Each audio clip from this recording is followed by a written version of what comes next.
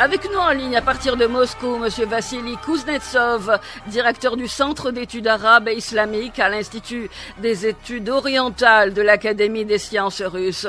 Monsieur Vassili Kuznetsov, merci d'être avec nous et d'accepter notre invitation. Comment lire, Monsieur Kuznetsov, les récentes déclarations de Moscou au sujet de la guerre qui prévaut aujourd'hui entre l'Iran d'un côté et l'entité d'occupation de l'autre?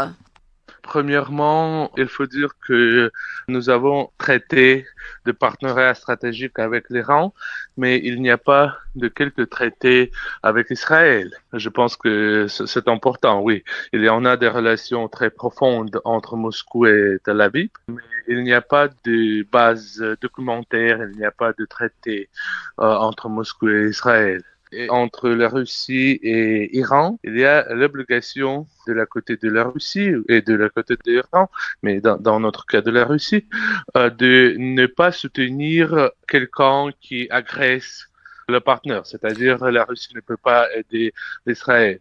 Dans le cas contraire, comment la Russie peut aider l'Iran? Je vous pose la question, car il y a 5 mois, Moscou a conclu un partenariat stratégique avec Téhéran.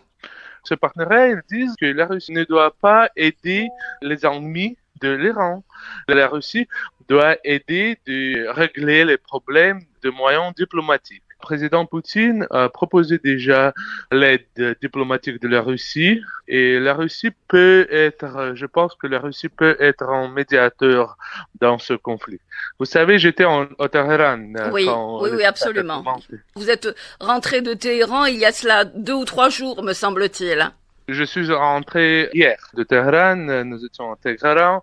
Il y avait encore à peu près, je pense, 200 Russes avec nous. Aujourd'hui, on peut parler de quelques aides diplomatiques premièrement, humanitaires bien sûr à Iran. Mais bien sûr, le facteur le plus important ici, c'est la décision de Washington si Trump décidait de s'engager ou non dans le conflit directement. Alors, dans le cas où les États-Unis s'engagent directement dans le conflit, dans quelle posture serait la Russie? Je vous pose la question et je rajoute que les drones utilisés par la Russie en Ukraine sont des drones iraniens, monsieur Vassili Kuznetsov. C'est-à-dire que l'accord de partenariat n'est pas « je ne soutiens pas l'agresseur quand l'agresseur agresse mon allié, mais je lui viens également en aide ». Mais bien sûr, la Russie achète les drones iraniens. Évidemment. Mais si les États-Unis s'engagent, si on va voir l'engagement direct des États-Unis, on va voir absolument une nouvelle situation dans la région. Je ne peux pas dire que peut faire dans cette situation. Je pense que c'est impossible. C'est impossible de dire. C'est clair que si on va voir l'engagement direct des États-Unis, on va voir les réponses directes de l'Iran contre les bases américaines des États-Unis dans la région, c'est-à-dire on va voir la guerre entre les États-Unis et l'Iran. Mais qu'est-ce que la Russie va faire? C'est une bonne question pour moi aussi.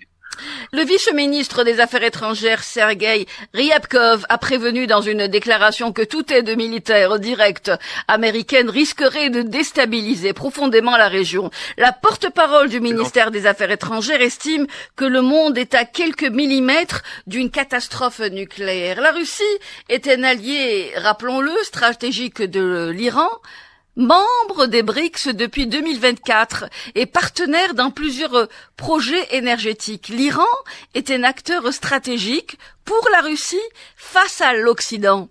Comment est-ce qu'aujourd'hui se dessinent toutes ces alliances, monsieur Vassili Kuznetsov? Comment se redessinent tous ces intérêts?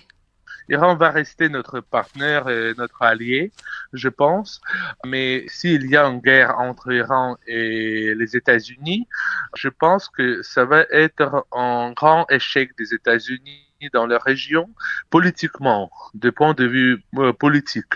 De point de vue militaire, peut-être non. Et un grand échec pour l'administration Trump aussi, parce qu'il ne faut pas oublier que la position des gens de Trump et des gens autour de Trump, oui, c'est America First. America First, c'est-à-dire qu'il faut concentrer sur les affaires domestiques. C'était la logique de cette administration. C'était la logique des gens qui soutenaient Trump. Mais avec une guerre au Proche-Orient, ça va pas être America First. Ça sera quelque chose de plus grand que l'aventure de Irak Oui. ou Afghanistan. Et plus grave, parce que Iran, c'est 3 fois plus grand que Irak. Vous connaissez bien le pays, Monsieur Vassili Kuznetsov. Vous connaissez bien la région du Moyen-Orient. Vous le disiez, vous étiez à Téhéran. Dans quelles conditions avez-vous quitté Téhéran, Monsieur Vassili Kuznetsov?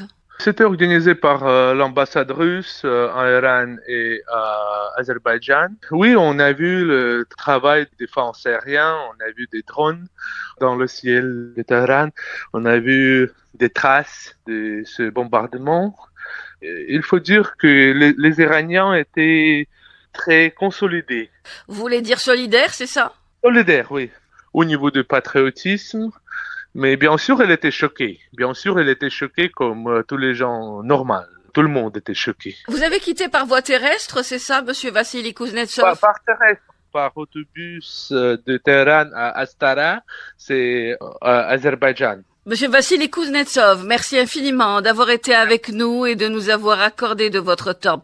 Merci beaucoup, monsieur. Vous êtes directeur du Centre d'études arabes et islamiques à l'Institut des études orientales de l'Académie des sciences russes. Merci beaucoup, monsieur Kuznetsov. Merci, merci.